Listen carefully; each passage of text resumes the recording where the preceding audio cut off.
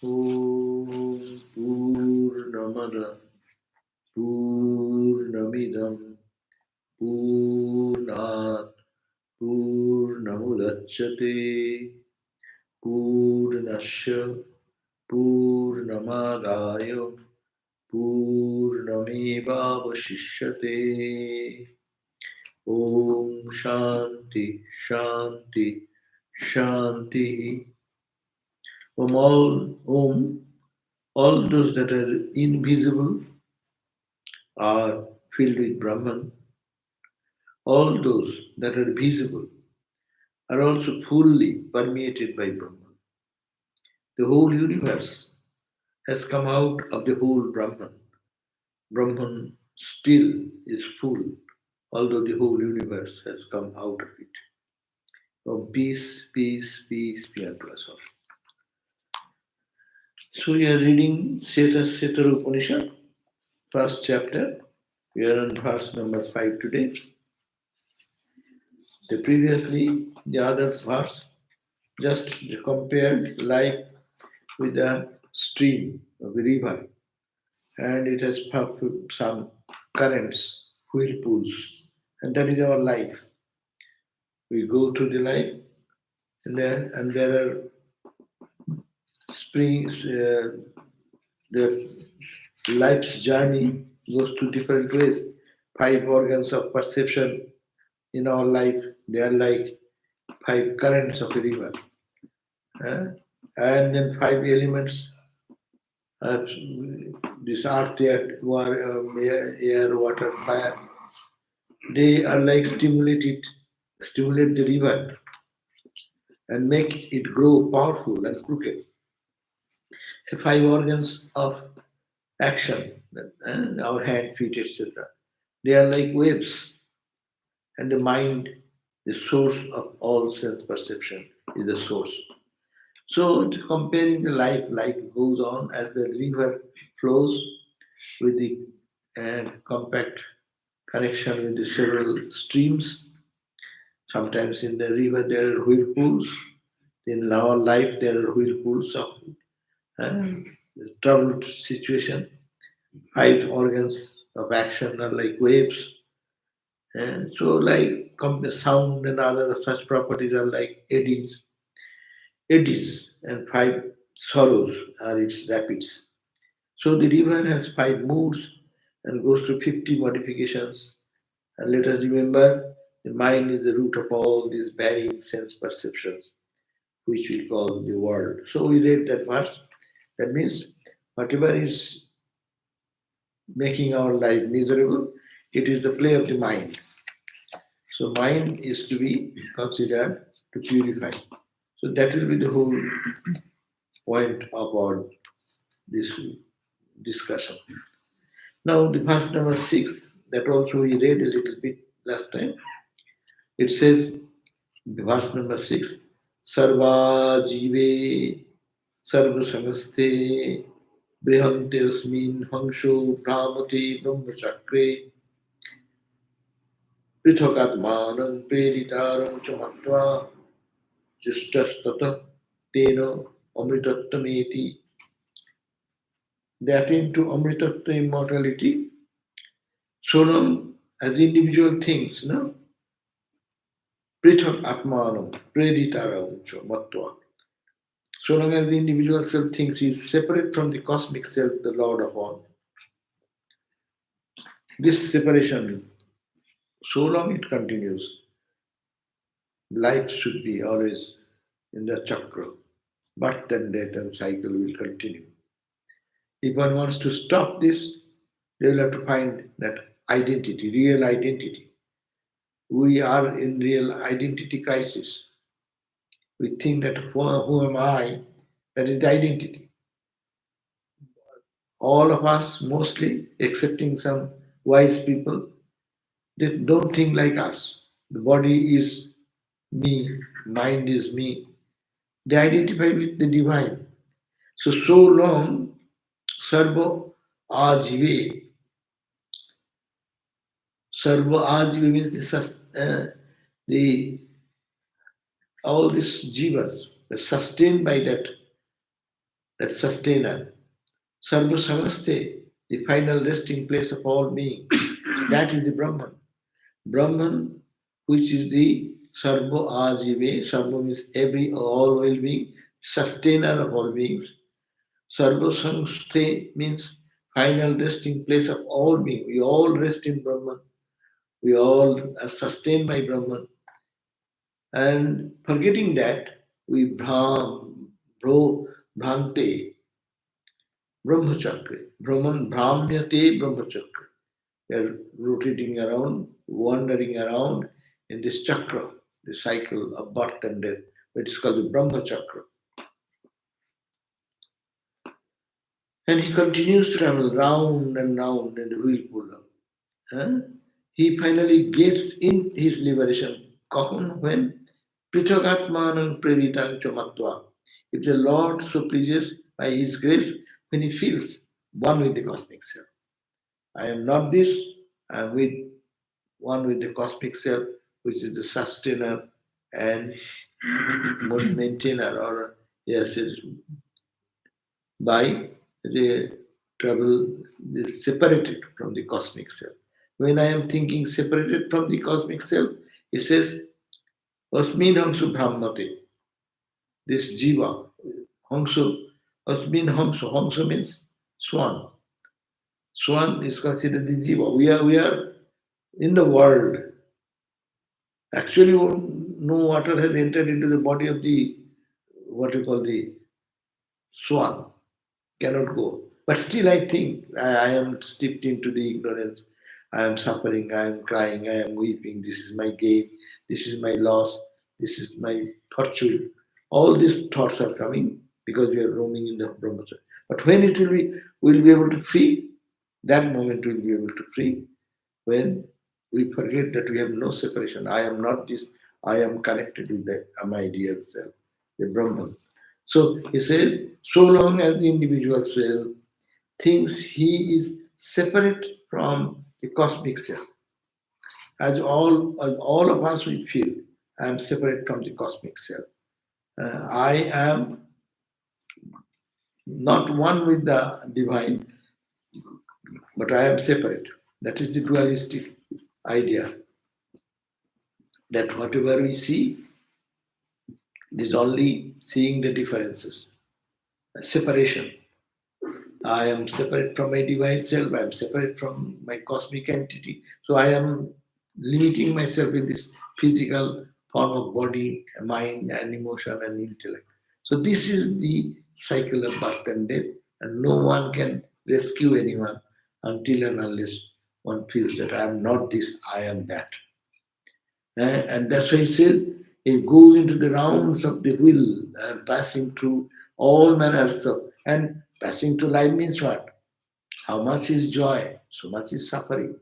So all the vicissitudes and goes away by when God's grace comes, and he finally gets to his liberation. If by God's grace God is pleased, that that is when one feels one with the cosmic self. What is the God's grace? God's grace is that when our buddhi, our understanding changes, that I am not separate from the divine, I am one with the divine.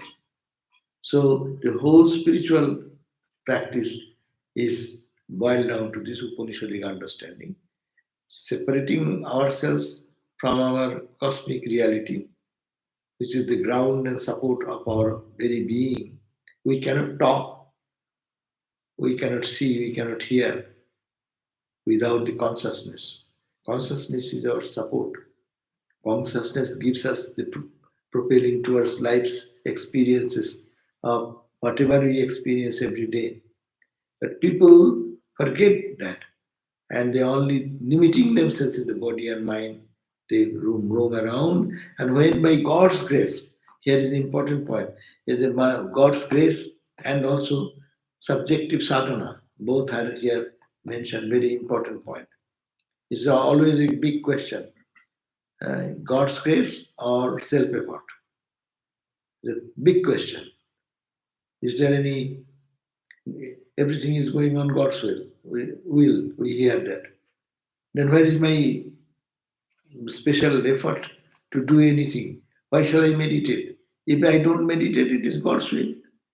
If I suffer, it is God's will.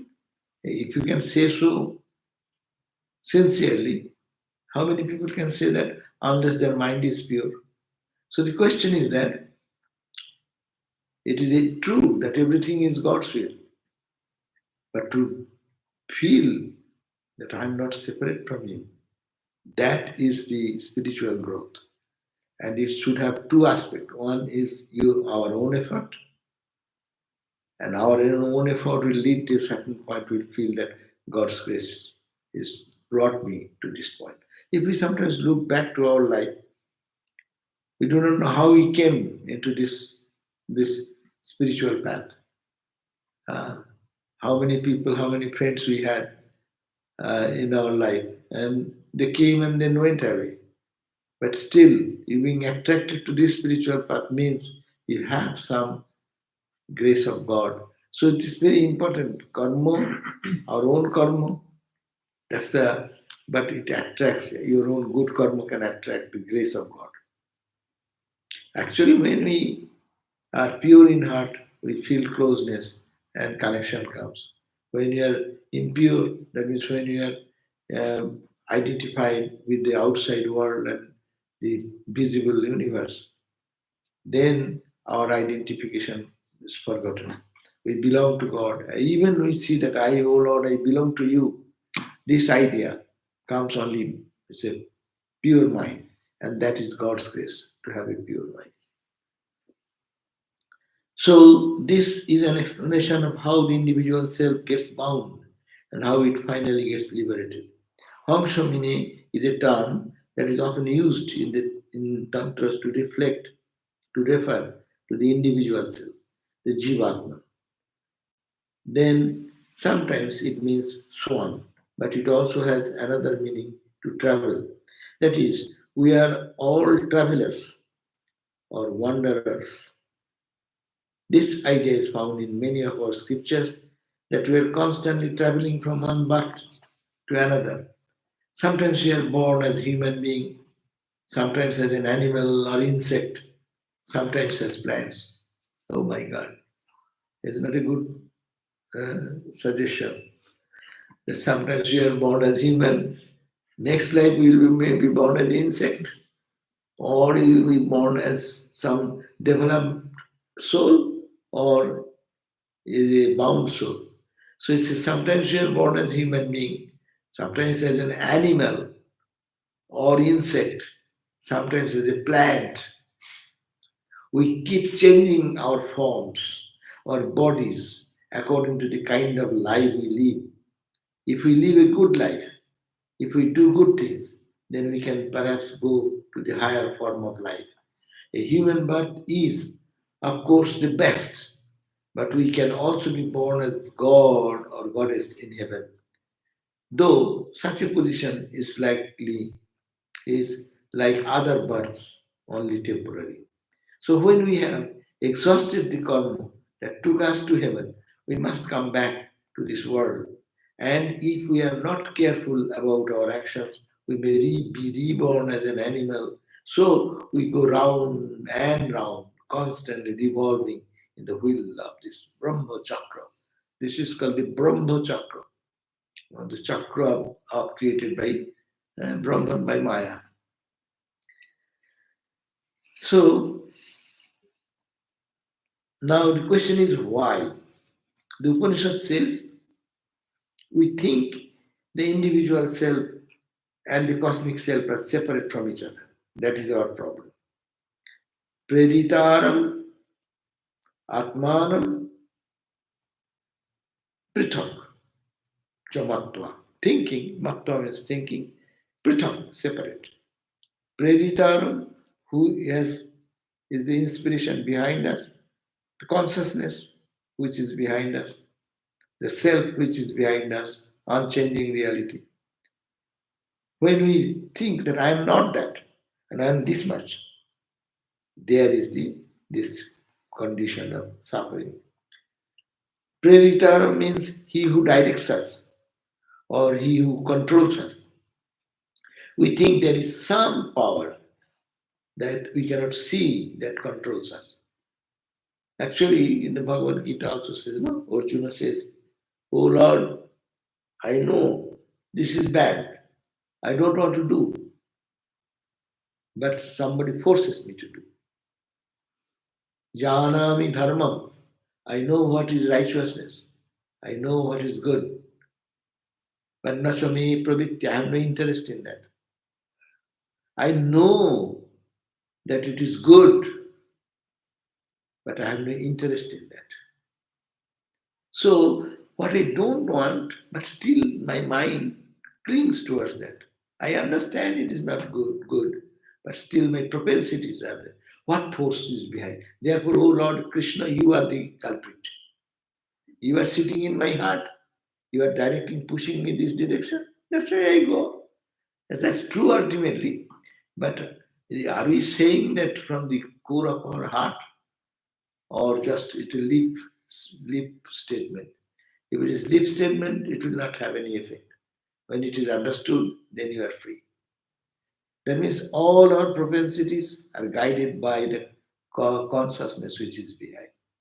So we think there is some power that we cannot see that controls us. And we think we are separate from that power. Really, every day we can think how the body is functioning, how the heart is beating, and how the heart stops. Who is allowing the heart to pump even now? There is some power behind. When I find myself separate from that power, then comes our suffering. And when one identifies with that power, that's why it is said that it is sustained by that power and it lives in that power. All the waves and ripples, sustained by the ocean, is it not? If the ocean is not there, can you imagine any wave, ripple, bubble, foam? No. But each bubble thinks, I. That's why they are suffering. If they could identify, I am the ocean. I am standing on the ocean. And that's the substratum. And that gives me validity. One wave can stand only when there is the substratum of ocean. This little wave, we are all little waves, or little bubbles. Though bubble, it is standing because of the ocean behind, which I don't see. I cannot see. That is the problem. We do not see, we do not experience.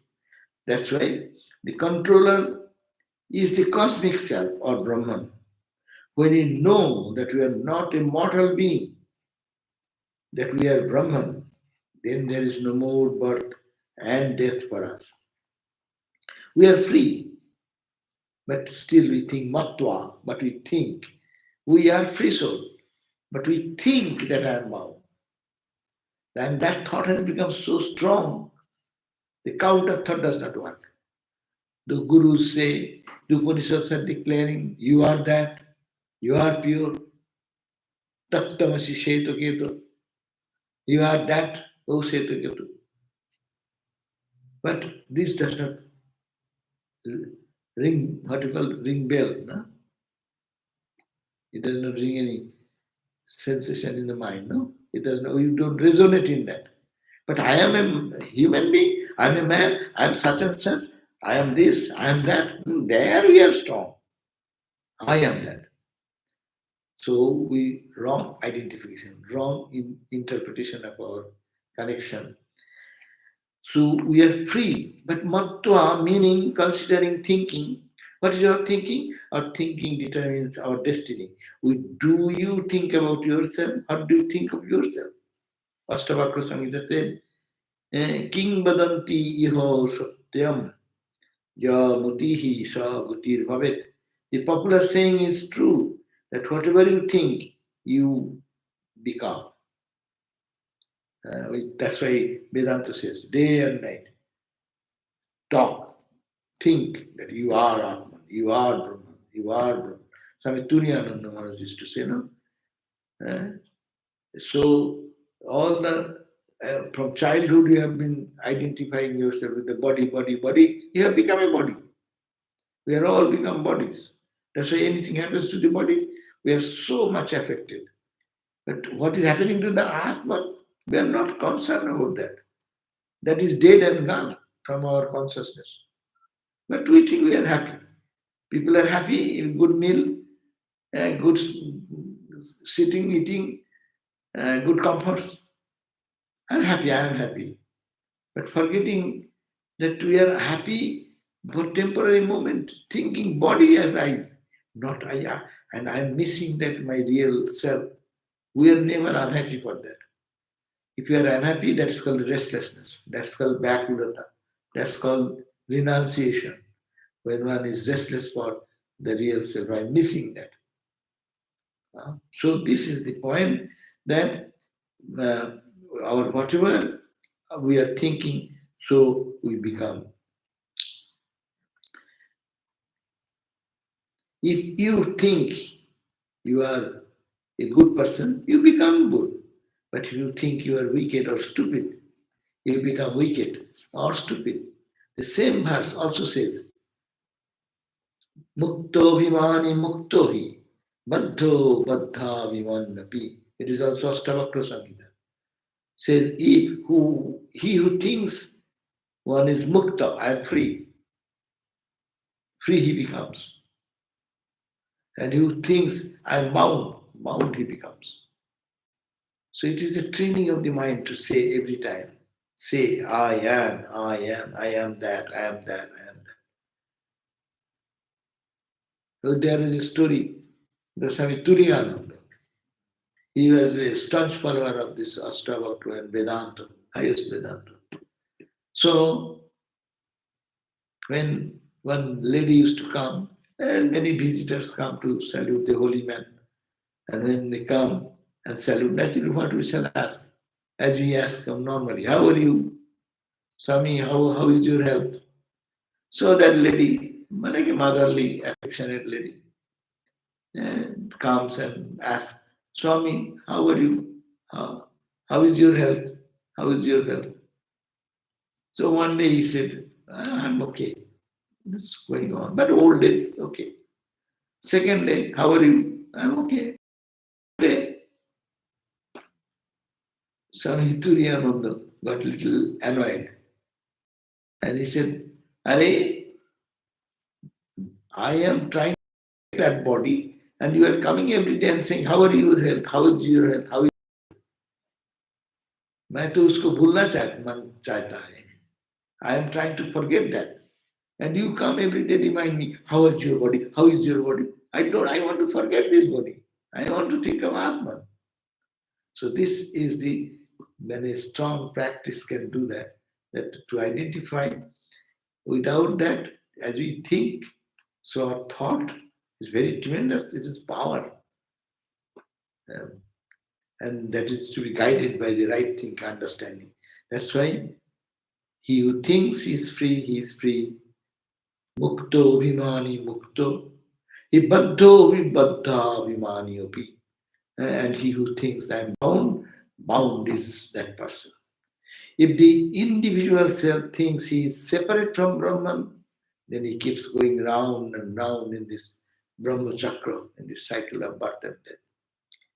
Justa means sevita. Justa means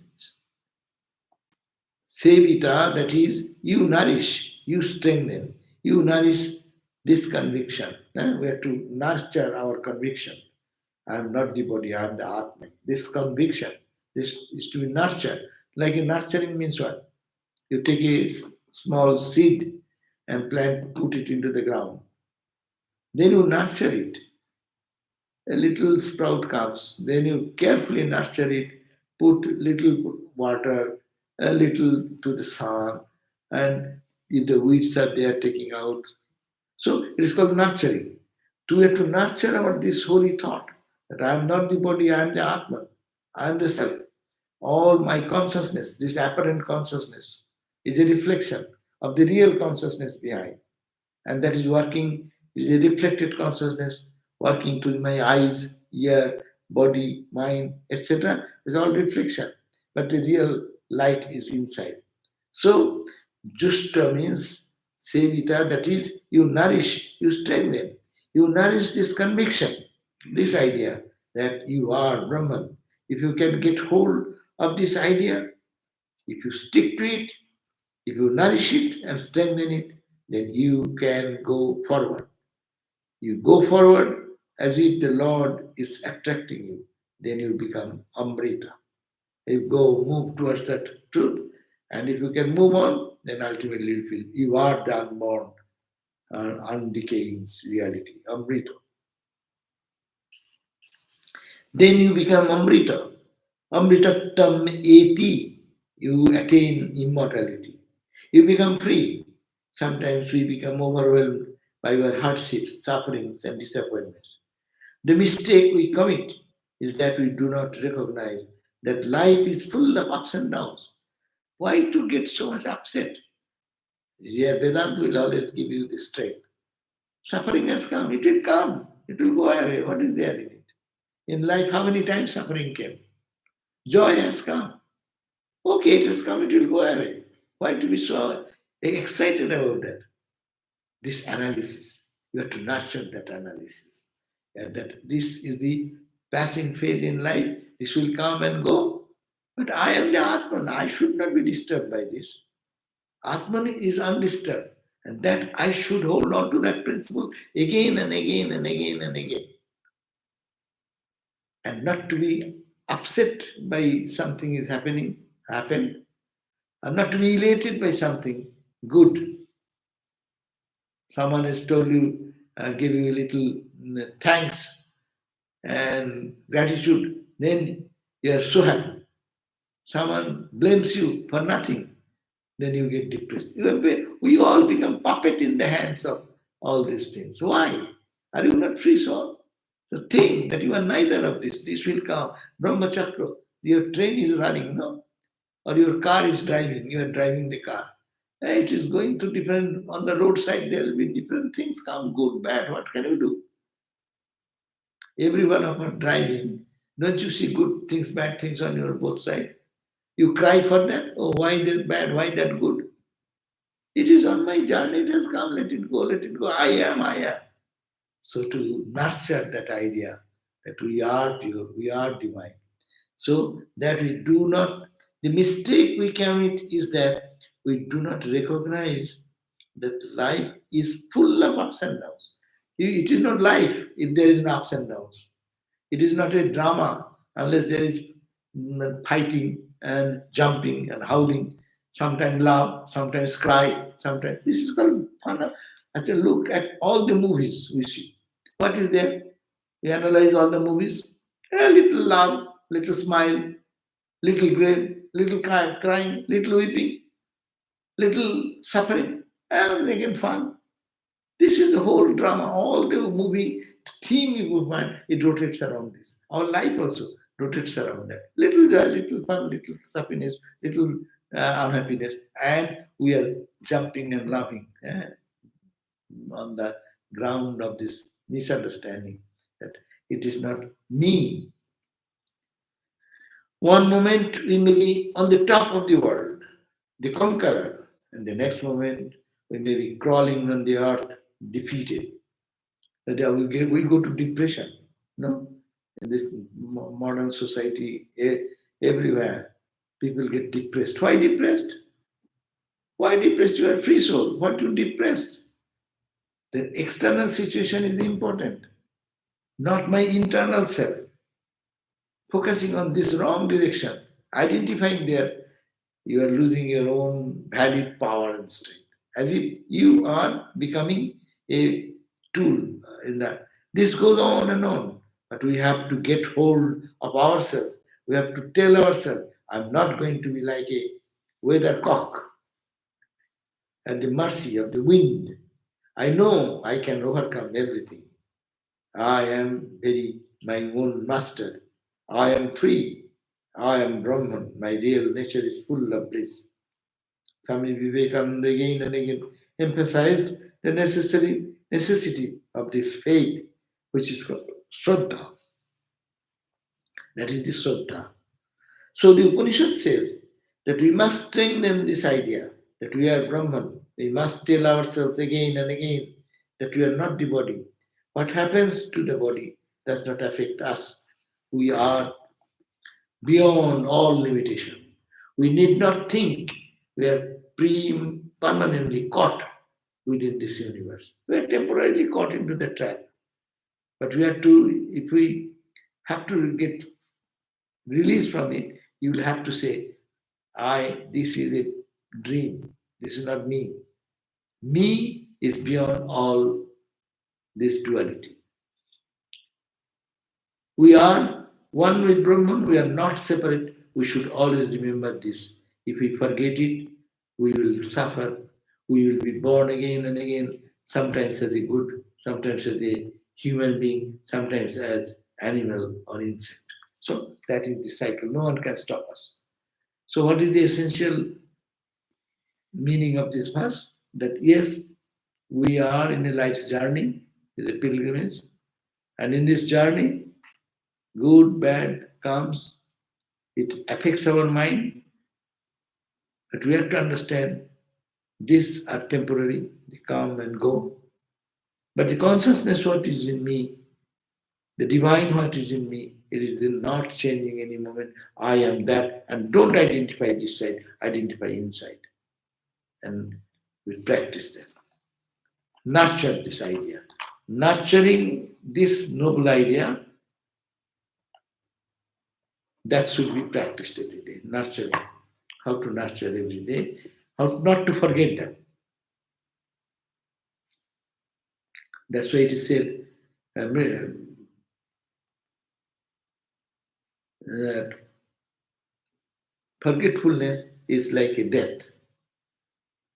And the Upanishad says, Mrittu, it is my Mrittu. When you forget the self, then we are dead. We are all dead people. Because we are not connected with our divine self and we are identifying with that temporary false identity of the body and mind, and then we are becoming a tool in the hand. Now the seventh verse. Udgitametat paramam tu brahma tasmin stayam supratishtha aksharancha atrantaram brahmavido viditva lina brahmani tatparaha yoni muktaha. Etat, this paramam tu brahma, this is supreme Brahman. This Brahman is, Vedanta speaks that supreme Brahman.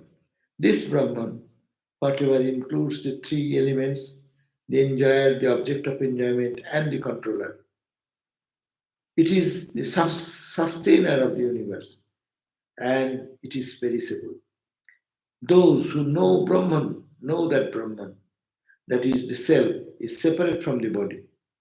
Knowing that Brahman is the inmost being of all, they eventually merge with it and are no longer subject to birth and death. So, Udgitam etat paramam tu Brahma. Udgitam when is taught as free from cause and effect. Paramam Brahman, that supreme Brahman in Vedanta, is taught as free from cause and effect. Thus mean in that Brahman, Trayam is the three. What are the three? Three things are I am the enjoyer, there is the object, then to be object of enjoying, and the enjoyer enjoying, and the tool through which we enjoy. So three things. One is called enjoyed, which is enjoyed, and the enjoyer, and which connects this. So three, that constitutes the world. When we make separation from our real self, three things come. I shall go. I shall eat. I shall see. So I is one who will do all these things. See is a seeing to need some eyes and other sense organs.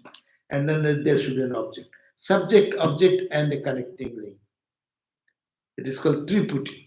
Gyan, Gyo, Gyata. Dhyan, Dhyo, Dhata. That means dhyana. When you are meditating, you. And dhyana is the process trying to concentrate the mind here. And the object is there on which you are meditating. So three things are necessary. Dhyan, Dhyo, Dhata. This is called our practical experience of separation. And what is called samadhi? When dhyan, dhyo, dhata all merges into it. Your object of meditation, you meditating, and your mind as a tool to connect, all has gone back into the one. That is called the samadhi. That is the situation beyond time, space, and causation. So long we are separate from that, this triputi, the three is directing our life. I, object, and I'm connecting that object with my senses, eyes, ear, nose, throat, hand, feet, all these are tools with the mind, help of mind. So what is the spirituality? To not to dwell in this three, to merge this three into one and focusing, then everything drops away. Subject, object and subject become one. Subject, object, and the instrument through which we get united. I see you. You see, eyes are there, I see you. Mind is there, I see you. If all this can be brought back to our inner reality, that is the Atman, then that is called the state of samadhi. There is no world. There is no jiva, there is no individual soul. All is what remains, that is the truth. Satchidananda. So Tasmin in Brahman, Trayam means this, the enjoyer, enjoyed, and the controller are included. So Pratishtham, the support of the world. An imperishable Brahman is there all the time, Atra, in this world, Anantaram, Brahma, which is the inmost of all, Viditva, knowing this, Tatparaha, devoted to that Brahman, Brahmani Leena, one gets merged into Brahman. So, what is ultimately it's coming? That Vedanta, speaking of Supreme Brahman. And this Brahman, however, includes the three elements. What are the three? Enjoyer, enjoyment, and who connects with it, the controller, the mind. It is the sustainer of the universe. These are this. So long we are in the world, these three are working. I, subject, object, and the instrument to connect. If a blind person comes, his major experiences of the world will be lost. Things are there, but he will not see. If the mind is anyway made to go to sleep, then this whole conception of the world vanishes. We go to doctors, suppose they want to do some surgery, what do? They put the mind to sleep. Where goes our world? Our world of pain, suffering, operation is a heavy journey. But people don't feel don't feel anything because mind is not working, functioning. So if the mind can be then put to sleep, the doctors can do, the yogis can put the mind in God. If the mind is not here, the world will vanish immediately. What happens when someone becomes senseless suddenly? Huh? Then the whole world vanishes instantly. So the world exists because of the mind. And this mind creates the triputity of subject, object, and the connection. So this is saying that those who know Brahman, know that Brahman, that is the self, is separate from the body. Knowing that Brahman is the inmost being of all, they eventually merged with it and are no longer subject to birth. Lina Brahmani Tatparaha Yoni Mukta. Yoni Mukta means Mukta means free from this birth. No more birth, no more death, no more suffering, no more joy. Both the duality goes away. So Udgitam is stated, described, it has been described, stated in the scriptures that Brahman is different from this universe, from this material world. That is to say, Brahman is not like this universe. This universe is subject to modification. It decays, but Brahman is undecaying, Aksharam. He is unchanging and unchangeable. Yet he is the base on which this ever-changing world is projected. He is like the fixed screen on which he is projected. The universe began at a certain point in time, and because it had a beginning, it will also have end. But Brahman is without beginning and without end. Brahman is the only thing that does not decay, and therefore it is Paramam, supreme. So these are the thoughts we always talk about, no? This unchanging. The sins are all coming and going. So this will go and go, but the screen will not be changed anyway, though it appears changed. So then there comes other philosophies. So this Brahman is Supratishtha, the base, Supratishtha, is the ground on which this universe stands. This support of what? Of Trayam. What are the three? There are three factors that make it possible. Enjoy things in the world. Bhokta, Bhoggo, and Ishvara.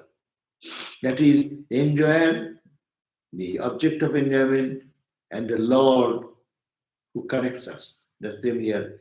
Bhokta, the enjoyer, is the Jivatma, the individual self, and the object of enjoyment is Bhogga, the sense object. If there is nothing to perceive, then our eyes cannot function. So there must be Bhogga, something to enjoy.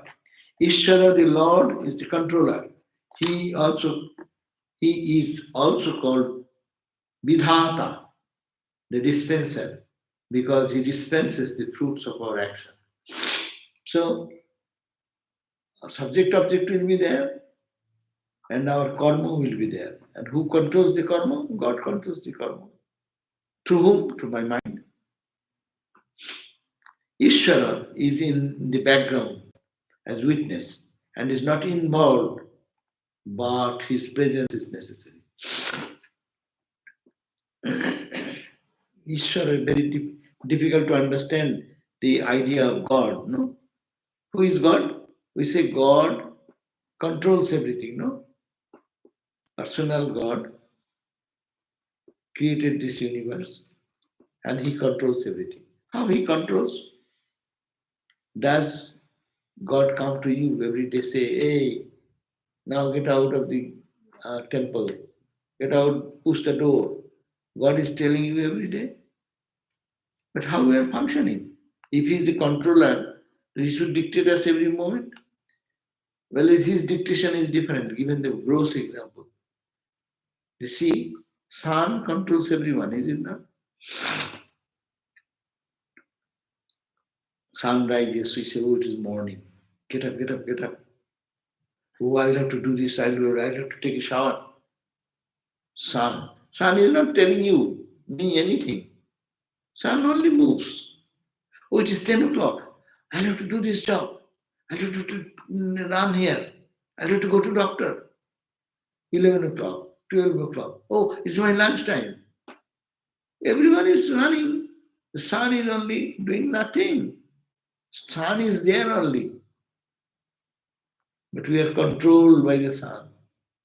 He is not individually saying, hey, do this, hey, do that. All our activities are rotating around the movement of the sun. God is like that. He is there. His presence makes everything work. Hmm?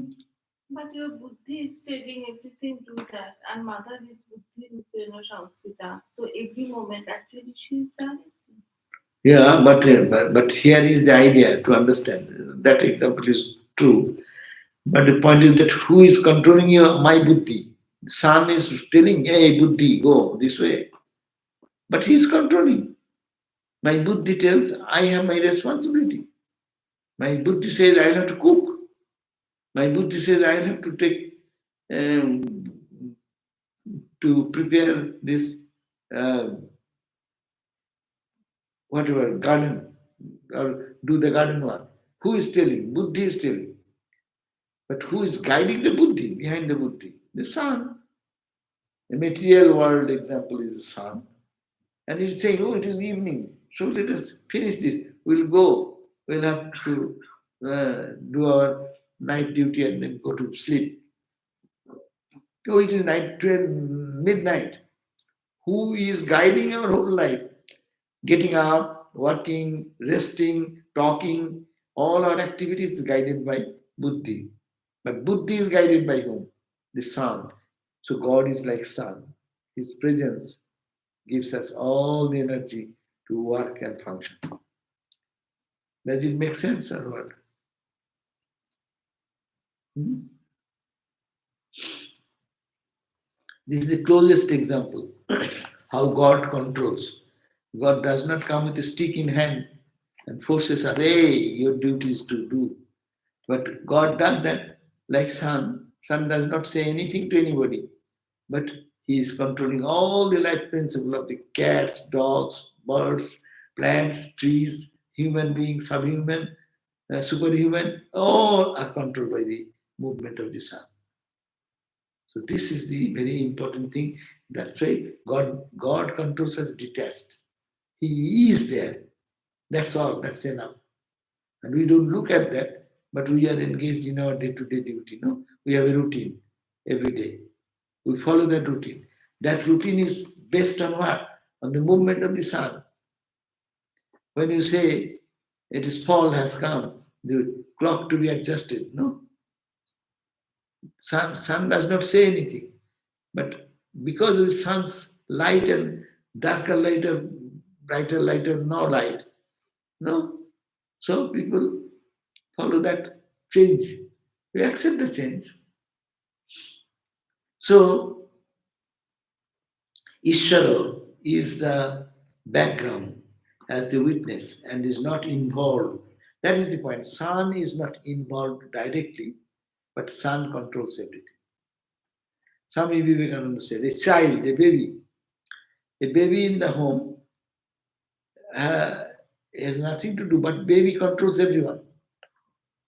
No? A baby is crying, everyone is, oh my God, where is the baby? Oh, all are running. Baby has fallen down. Oh, baby is crying, crying, crying. The baby is smiling. Everyone is smiling. Baby does not do anything, dictating, hey, you have to do this, you have to do that. But baby, like God, he controls the whole. He's the king of the house or queen of the house. Swami Vivekananda says. Similarly, God, like that child, innocent child, he is there. That's why we are all functioning.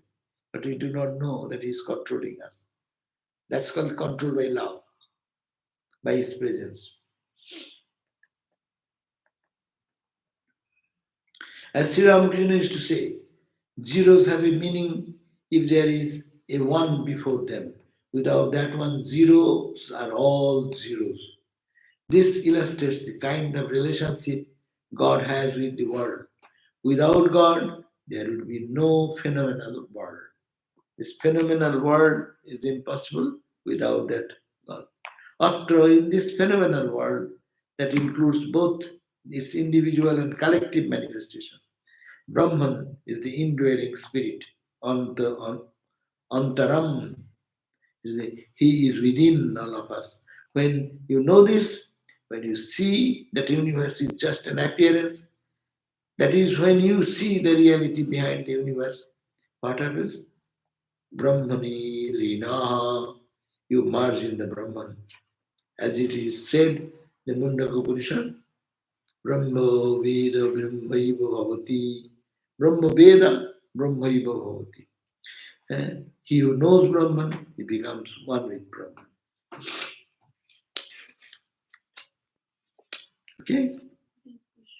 Question is there? Coming? Or I shall read another. Okay, let me read once because we'll start again the same from here. Verse number 8. Samyuktametat Sharamaksharancha Vyakto Abhyaktam Bharate Vishwamisha Anishascha Atma Baddhate Bhakti Bhavat Gyatva Devam Muchyate Sarvapasaihi. Samyuktametat Sharam Aksharam. Sharam is which is perishable, which get this everything in the world is perishable. It is changing everything. And imperishable is Brahman. So both the perishable and the imperishable, the manifest and the unmanifest, are closely related to each other. But the Lord is their support.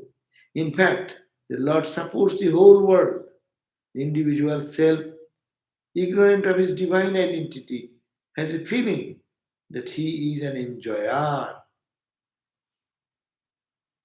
So, due to the Lord supports the whole world, the individual self, ignorant of his, we are all ignorant of our divine identity, a feeling that I am the enjoyer.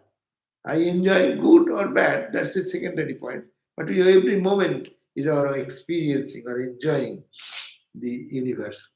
In consequence, he is in bondage. But the same individual self becomes free when he realizes that is Brahman. So, same individual soul in bondage and feeling the enjoying happiness or misery when separation. But the same individual self becomes free when he realizes I am one with my Brahman self. We suffer because of our ignorance about our real identity. We are divine, we are Brahman. And as Brahman, we are not subject to any modification. So birth, death, pleasure, pain will come, but I am not that. We are not the body, we are not the, we are the spirit. As such, we are unconditioned, without form, without name. We are like space everywhere, in everything. We are one without a second. And to realize this oneness is the goal of life, and that is called freedom. So, this 8 parts we have read already. So, both the perishable and the imperishable, uh, the manifest and the unmanifest, are closely related to each other. Okay, we'll do it next day, little bit. But we have just got the idea. Verse number 8 will start next day.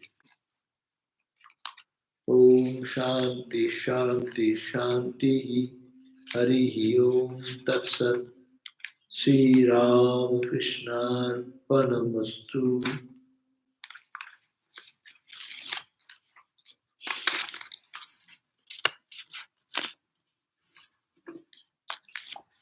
So any question here?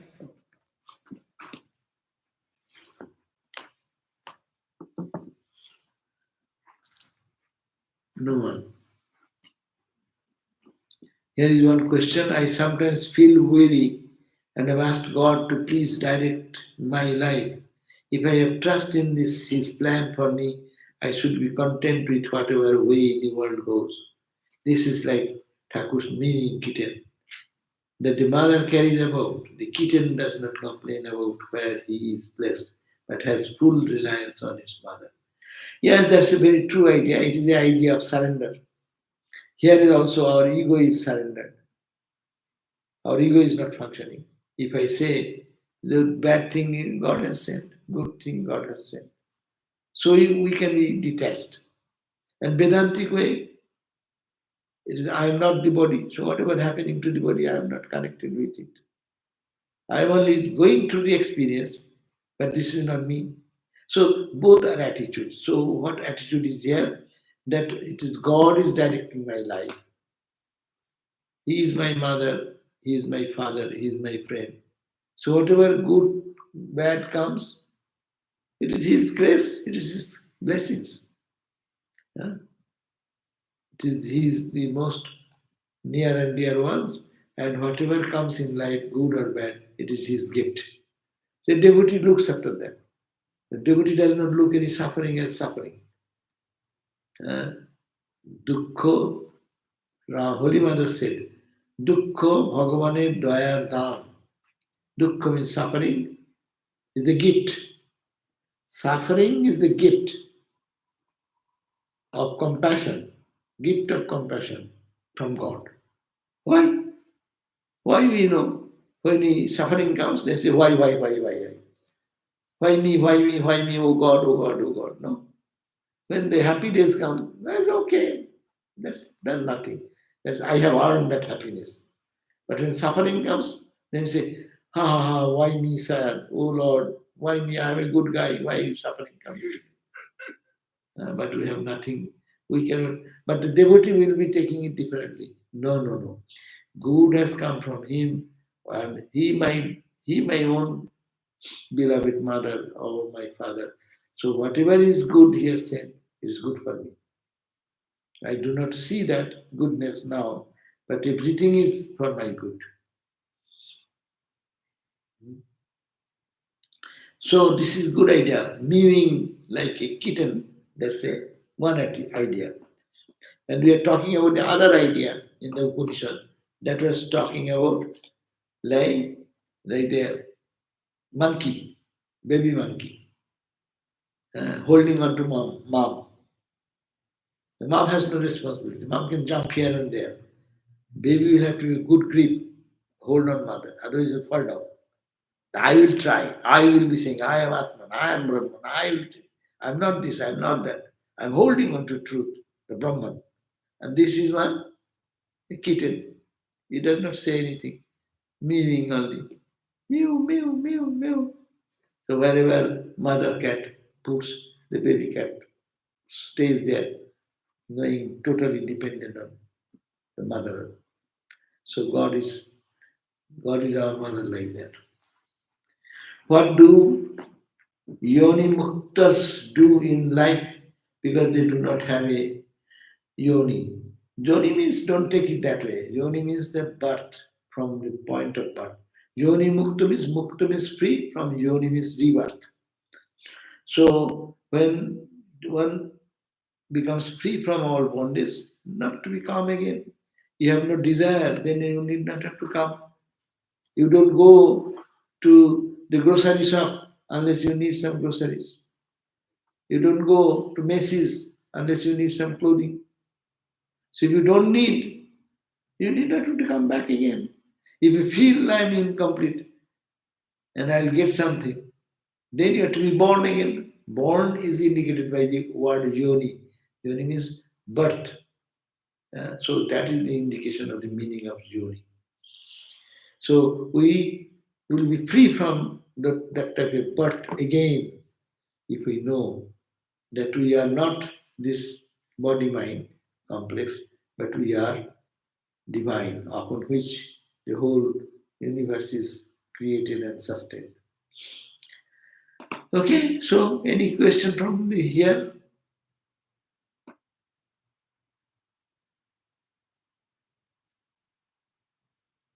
No question. Huh? Ah, okay, so good. What is the substance of these two verses? It boils down to one.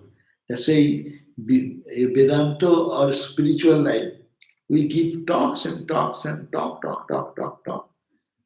But the essential spirit is very simple. Only God is alone real, everything is wrong. If you just boil down in one word, what is that? Brahma Sattam Jagat Mitha. Brahman alone is true. Jagat, this word you see, Mitha, including your body, your mind, Mitha. Mitha means changing, altering. It will not stay with. Jiva. And who are you ultimately? Jiva Brahma eva. You are nothing but Brahman. That is Shankara's commentary, no? He said, tons of books have been written in the Vedanta books, no? How many books? Scholars are day and night debating and this and that. But to say this simple formula, eh?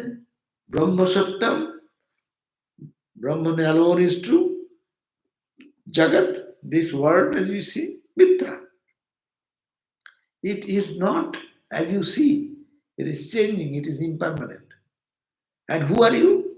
You are Brahman. Jiva, individual soul, in essential nature, is Brahman alone and nothing else.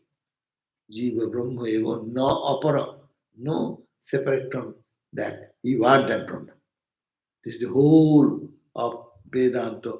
Tons and tons of books, classes after classes, lectures after lectures, understanding, reading, studying, Nyaya, Vedanta, philosophy. All these are to understand this simple point. And whenever we talk about beating the thing around, beating the drum. Same, this way, that way, that way, that way. That's why we become tired, no? But it shouldn't be tiring, it should be joyful. As the mind becomes pure, then it will be joyful. Otherwise, it will be boring. Yeah. Hey, Brahman, hey, Atman, we have heard so many times. What is that? Again and again and again, same talk. Hridayaram, Ramakrishna's nephew, used to say, Mama, uncle, and why do you say the same thing every day? Why do you say the same thing every day? God, God, God, God. Why do you say everything? Then Sri Ramakrishna scolded him, you rascal, get out. I will tell you 1,000 times the same thing. What is yours? What is that to you? Anyhow, there is main thing to understand that we are talking about one thing to understand. And that takes whole life. Because so much of crookedness of the mind, it does not get straightened, it does not catch it. So it is to be hammered again and again and again and again. Tomorrow is our gospel class at 7:30 in the evening. And thank you all for coming online and in person. Om Shanti, Shanti, Shanti. Peace, peace, peace.